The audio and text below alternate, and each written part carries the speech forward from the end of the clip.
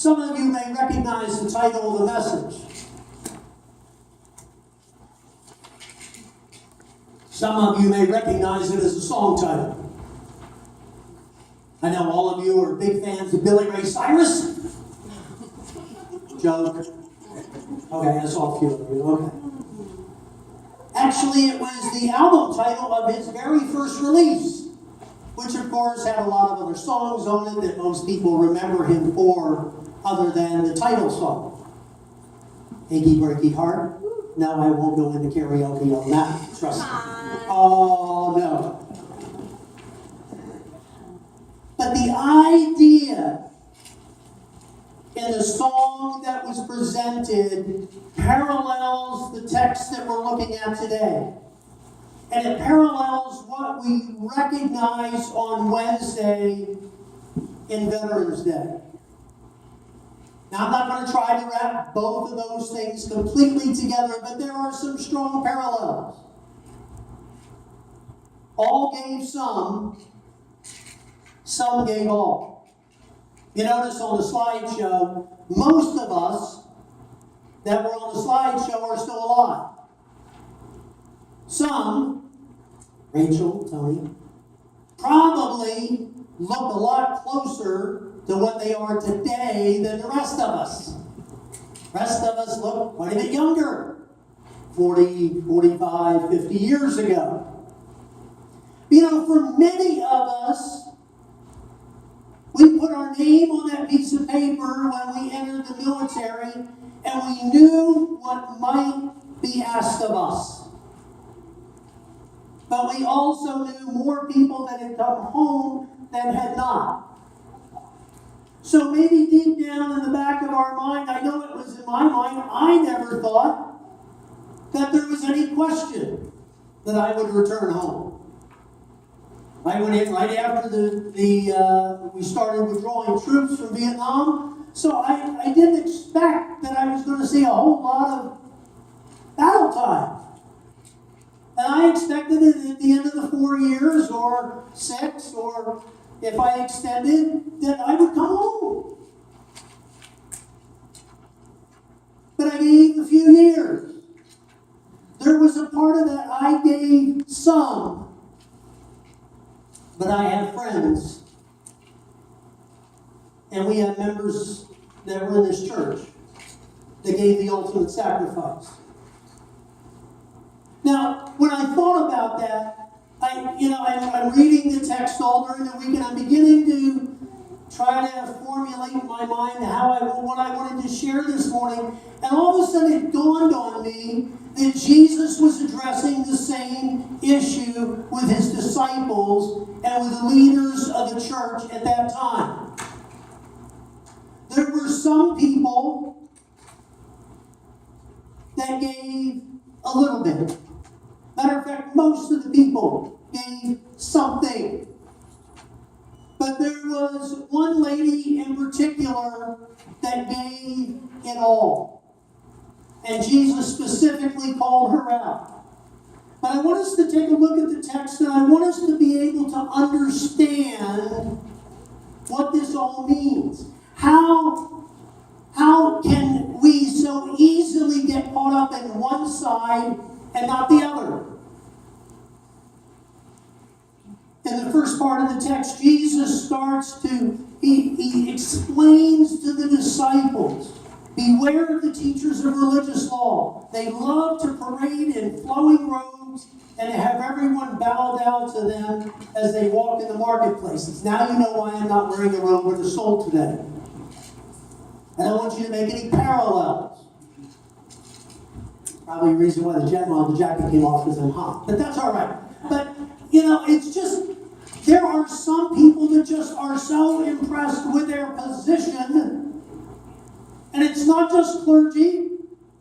It's any number of positions that we can hold in society, that they are so impressed with themselves, they forget the reason why they entered that particular profession. I know a few of those people, at least on the clerical side of things. I had a friend of mine, when I was standing with him and we were chatting at a conference, and someone came up, and I happened to know the person who came up and he did not. So I'm introducing him to my friend that came up. And I said, Bill, this is Bob Johnson, Bill Anderson, and Bob stuck out his hand and he goes, "Hi, my name is Reverend Bob Johnson, and you can call me by my first name, Reverend." Are you stinking serious? I mean, it was a colleague, for crying out loud. Holy cow. Now, I knew Bob well enough that after 20-some years, I had seen him done that introduction numerous times, and I knew he was joking. But there was something about it. I'm thinking, where is your flowing robe, and your whole entourage of people coming behind you to take care of your every need, Bob? There was something about these people that Jesus said, you know what? They're nothing but hypocrites. You can't use any nicer word. They're hypocrites. They say one thing in order to get everybody's attention, and then they act 180 degrees from what they say they want to. They say, "Oh, look at all the wonderful things we do," but look at who's doing it. Yeah, thank you. Thank you for the snort. It's disgusting. But that's the way Jesus was calling these people out.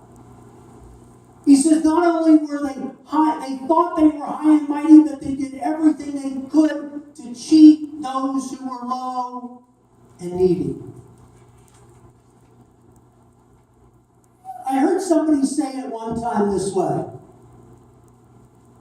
And speaking of the military, I spent about 6 months in Texas. And they use this phrase down there. Sometimes they call it, the drugstore cowboy. You've heard that phrase?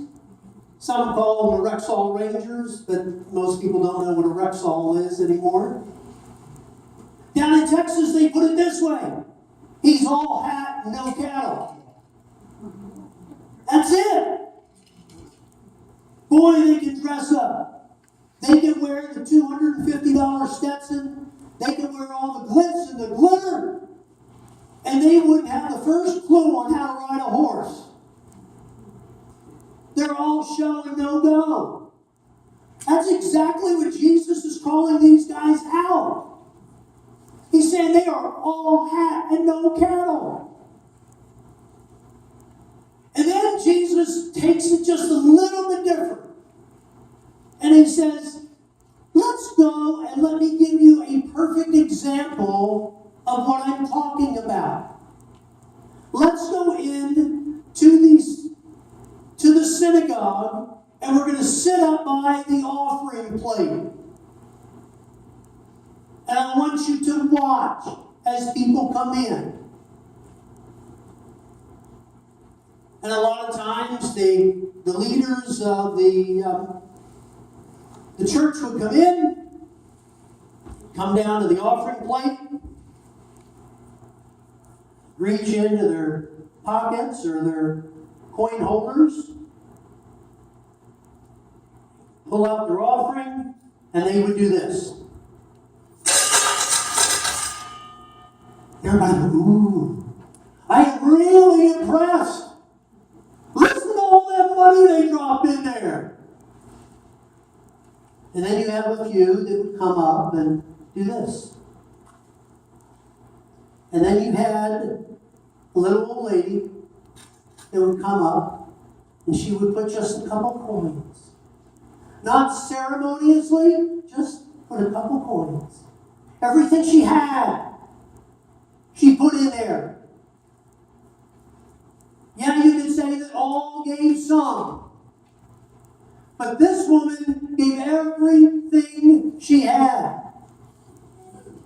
I'm sure that those righteous, arrogant hypocrites, when they put that money in there and clang it up, I'm sure the logic was simply this. I'm going to make a big splash, and I can go back to my residence, and I can have a big meal and everything else. And I have all my needs taken care of because I am just so wealthy and so wonderful. And then this woman takes everything that she has. Jesus called her out and said, she gave it all. And just set it in there. And went from there. It went from, hey world, notice me, to the woman who said, I am humbled and I am grateful that I can put something in the plate. Now, who put in the most? If you're looking at the total, it was probably the guys clanging all the money into the offering plate. But if you're looking at who gave the most from their heart, percentage-wise, from their pocket, it was the woman. She gave it all. She gave everything she had. She had no social security. She had a low standing in society. She brought a cup. And look what Jesus' comment was. I assure you, this poor widow has given more than all the others have given. For they gave a tiny part of their surplus. But she, as poor as she is, has given some, not what the text says. She gave everything she has. Now let's look at the comparison. Jesus starts out this story by talking about the flowing gowns and the entourage and all of the big wigs in the tabernacle. And I'm sure if they were standing next to a table and Jesus flipped it, they would be really upset. And I'll be honest with you, for some of us who don't have a whole lot, and who might just have a bad attitude every once in a while, we would say, I hope the table falls on them. Oh, come on now, there's a few of you that might have thought that. I did. I hope it collapses on them. Turkeys. This is, Jesus is just now flat out saying, you have a choice in life. And your choice is simple. Do you want the entourage and the flowing gowns and everybody go, oh, look how wonderful they are. Oh, look how wonderful they are. Look how much they give to the church. Or do you want to be the one who does things behind the scene? Who takes their envelope, whether it has $5 or $500, and just sets it there.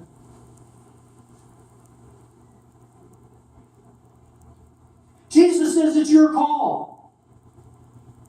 Jesus says you can do whichever one you want, but I'm telling you which one is best.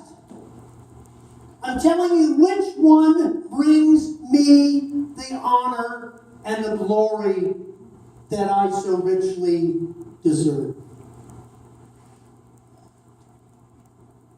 Give to it hurts, or hurt that you have to give. What's our attitude? What do we do?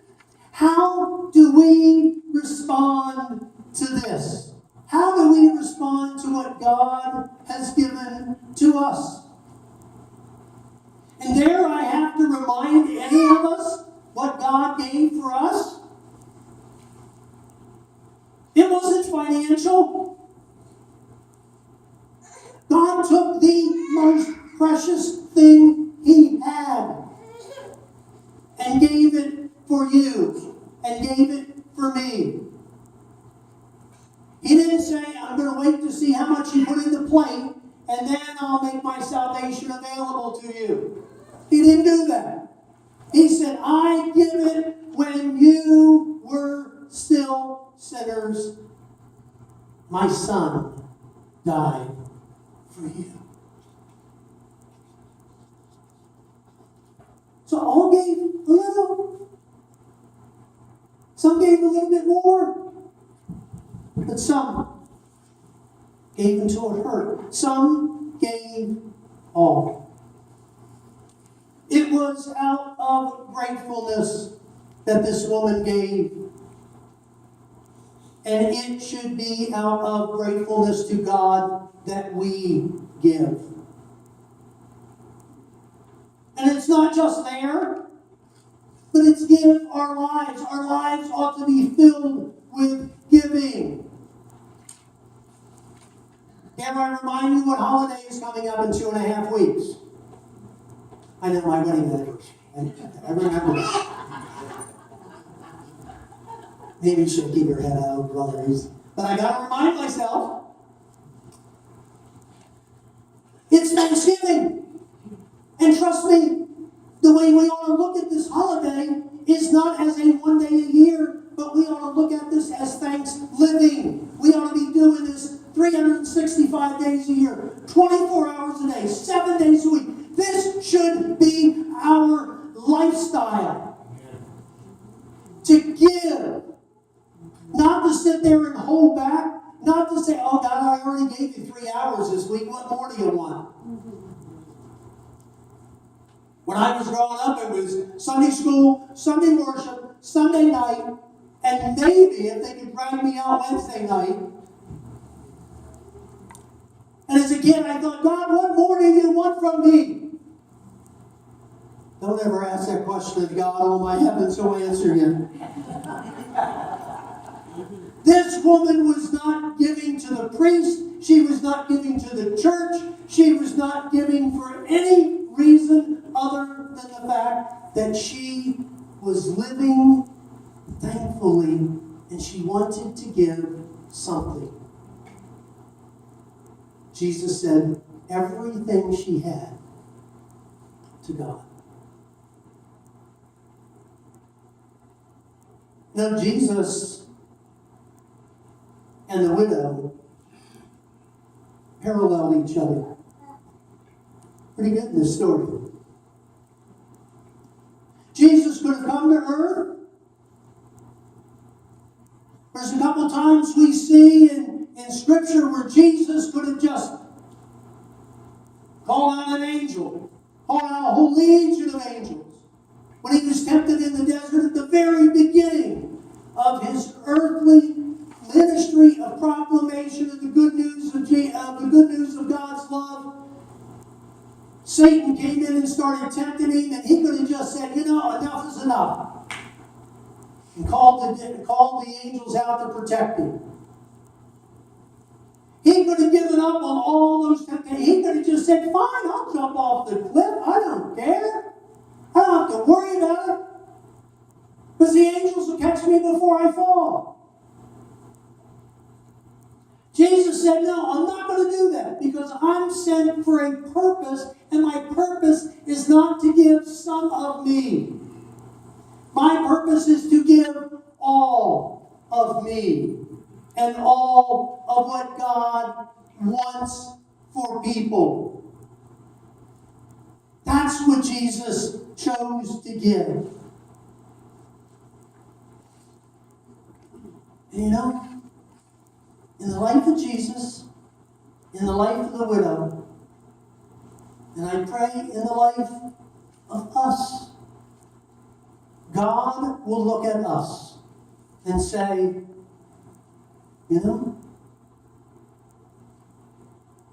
all gave some. But you gave all. Listen. Gracious God,